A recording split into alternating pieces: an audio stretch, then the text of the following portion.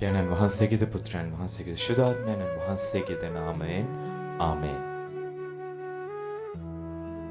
ඔන්න ආයෙත් සිකුරාදා දවසක් උදා වෙලා අදත් අපි පාද නමස්කාරයන්න ගොඩමස් නොකා විවිධ මර්ධන ක්‍රියාවල යෙදෙන්න නිරාහාරශීලය රකින්න සිතින් වචනයෙන් ක්‍රියාවෙන් ඒ වගේ මතපසු කිරීමෙන් සිදුවිය හැකි පාපයන්ගෙන් හැකිතාක් වැළකීලා ඉන්න උත්සාහ දරන දවසක්. දේ වචනය මෙනෙහි කිරීමට ඔබට මට සවන් දෙන්න හිතුනේත් අද සිකුරාදා කියලා හිතුන නිසා වෙන්න පුළුවන්. සත්‍ය නොදැනුවත්කම කොයි වගේ විය හැකිද? ලෝක බලවතෙක් ප්‍රසිද්ධ මාධ්‍ය හමුවේ කරන බොහෝ ප්‍රකාශවල I don't know මම දන්නේ නැහැ කියමින් පවතින තත්ත්වය පිළිබඳව ප්‍රකාශයන් ඉදිරිපත් කරනවා. අපි සියල්ල දත් අය නෙමෙයි. උවමනා වුණත් හැම දෙයක්ම දැන ගැනීම අපට කළ නොහැකි දෙයක්. හැබැයි අප සත්‍ය දැනගත යුතුයි. මේ සත්‍යෙහි අප දැනගත යුතු සියල්ල අඩංගු විය යුතුයි. නිවැරදි තීරණ ගන්නට නම් අවබෝධයෙන් නිදහස් කැමැත්තෙන් යමක් කිරීමට නම් මේ සත්‍ය පිළිබඳ දැනුවත්කම අත්‍යවශ්‍යයි. එය විශ්වාසයට පටහැනි දෙයක් නෙමෙයි, විශ්වාසයේ වර්ධනයට හේතුවක්.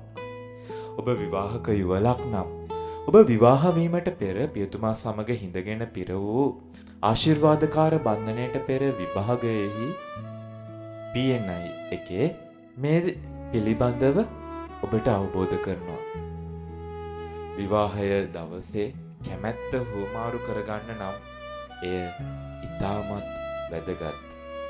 පුංචි උදාහරණයක් බෙදා ගන්නම්. විවාහයේ එක් අරමුණක් දරුවන් බිහි කිරීම.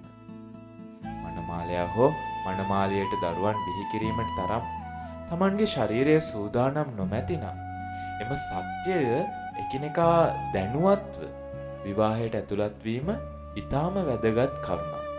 එහෙම නැත්නම් ඒ විවාහය ශුන්‍ය විවාහයක් විදිහට ආරම්භයේ පටන්ම පවතිනවා.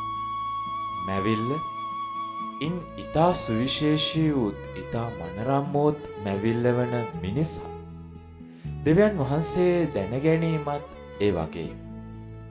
තමන්ගේ ගැලවීම පිළිබඳ සත්‍යතාවයන් ජේසු තමන් වෙනුවෙන් දුක්විඳ මරණයට පත්වී තුන්වනදා උත්ථාන වූ බවත් ඒ සඳහා මෙලොව මිනිසත් බවගෙන පියාණන් වහන්සේගේ කැමැත්ත පරිදි වැඩි බවත් අපි දැනගත යුතුමයි.